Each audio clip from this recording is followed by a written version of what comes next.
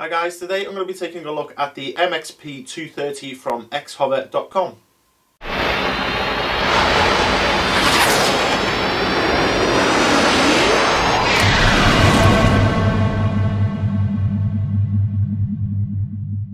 So as some of you guys may know, last week I crashed my QAV250, breaking the frame completely. When I posted the video onto Instagram, XHover got in touch and said that they will send me a brand new frame. And sure enough, a couple days later this MXP230 arrived, along with a bunch of other things. Here they've included their extended motor mounts. This will allow me to use larger props. I wasn't expecting these, so that's a bit of a bonus. The main frame itself comes all in this one bag. The white writing on the black background actually has a TBS kind of feel to it, and that's not a bad thing. The whole thing is packaged really well, making it lightweight and cheap to ship. I'll just quickly show you what's inside the bag. The first bag contains your screws, nuts and spacers, as well as some vibration dampening, stickers and velcro strap. Then we have our power distribution board. I personally like it when a manufacturer includes a personalised power distribution board for the quadcopter. The nice thing about this one is that it has integrated LEDs. They've included extra soldering tabs so you can power other things like video transmitters and cameras. When my last mini quad broke, a lot of people told me to go for this MXP230 and I wasn't sure why. After opening this package and seeing the thickness on these arms, I think I understand. Just have a look at how thick these really are. I couldn't even break it with my bare hands. So on to the rest of the kit. Included was this Mini Pro top plate. In fact, I was sent two of these Mini Pro top plates. So I'm assuming if I do have a really bad crash, if anything's gonna break, it may be the top plate. The mid plate is also made of a very high quality thick carbon fibre. So let's start building this tank of a mini quad. All my builds start with the power distribution board so I can get the right place for the ESCs. The bottom of this board has dedicated power inputs. I soldered XT60s onto mine.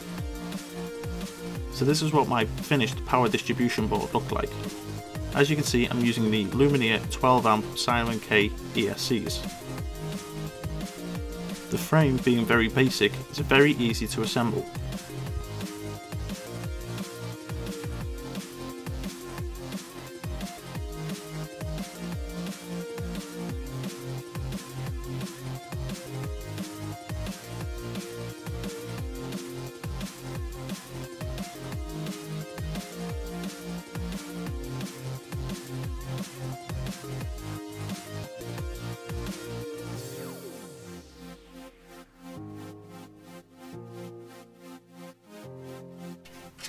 Time for a quick test.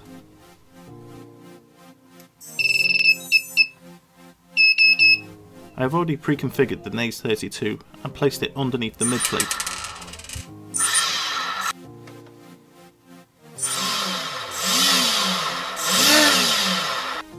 I'll just give you a closer look inside.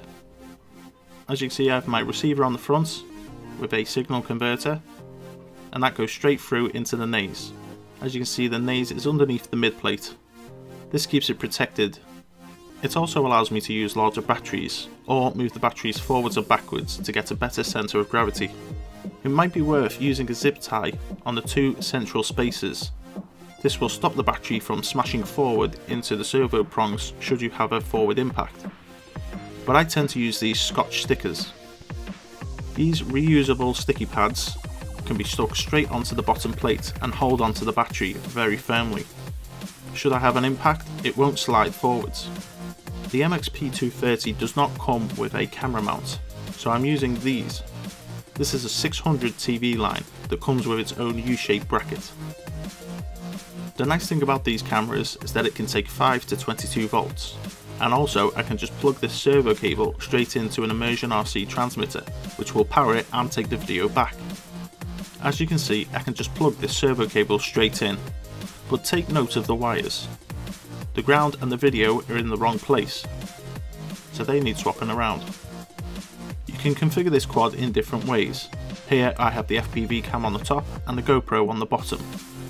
But the configuration I'm going to go with is having the FPV cam underneath and a wide angle Mobius on the top. I've mounted my receiver on the top plate. I'm going to feed the antennas up through onto the top and then use the zip tie method to hold them up in the air.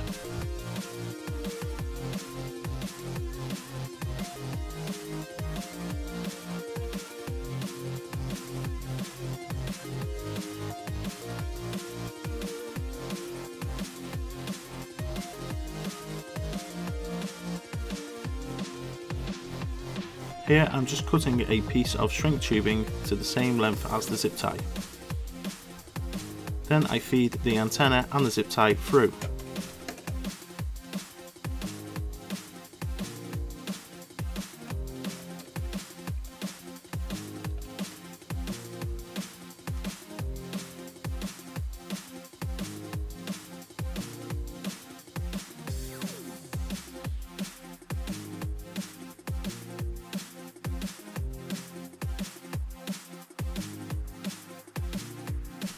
So let's sort out the FPV camera. As I mentioned earlier, the positive and negative are on the wrong side. This is easy to swap round using a sharp knife.